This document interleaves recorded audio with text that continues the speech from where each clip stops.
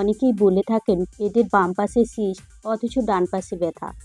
আবার সেটা ডান পাশে সিস্ট বাম পাশে ব্যথা হতে পারে।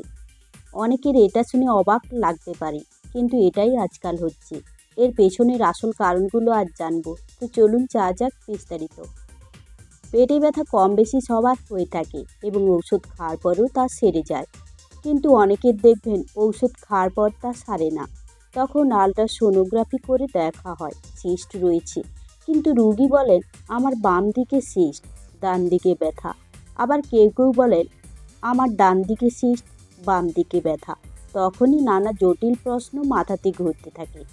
এর পেছনের কয়েকটা কারণ জেনে রাখুন। প্রথমত, রেভার পেন, অর্থাৎ শরীরের এক অংশে সমস্যা হলে অন্য অংশে ব্যথা অনুভূত হয়। এটা স্নায়বিক সংযোগের কারণে হয়ে থাকে। যেমন ধরুন, বাম পাশের সিস্টের কারণে চাপের প্রভাবে আশেপাশের নার্ভের উপর ব্যথা অনুভূত হয়।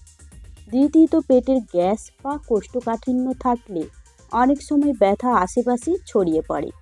তৃতীয়ত, মাসল স্ট্রেন, এর প্রভাবে একপাশে সিস্ট থাকলে আশেপাশের পেশিতে টান পড়ে। এতে করে ব্যথা অনুভূত হয় পুরো পেট জুড়ে। চতুর্থত, মহিলাদের ক্ষেত্রে ওভারিয়ান সিস্ট থাকলে মাসিক চক্রের সময় হরমোনজনিত সমস্যা থাকে। তখন বেশি সংবেদনশীল হয়ে পুরো পেট জুড়ে ব্যথা হতে দেখা যায়। তাই যদি আপনার পেটে এই ধরনের ব্যথা অনুভূত হয়, কারণগুলো জেনে রাখুন। আর যাদের সিস্ট ধরা পড়েছে তারা অলরেডি চিকিৎসকের পরামর্শে রয়েছেন, কিন্তু যারা এখনও টেস্ট করে দেখেননি, বিষয়টিকে গুরুত্ব সহকারে দেখুন এবং চিকিৎসকের পরামর্শ অনুযায়ী টেস্ট করে দেখে নিন। আর যদি এই তথ্যগুলো আপনাদের উপকারে আসে, সাথে থাকুন এবং প্রিয়জনদের সঙ্গে শেয়ার করুন। সবসময় সুস্থ থাকুন, সচেতন থাকুন। ধন্যবাদ।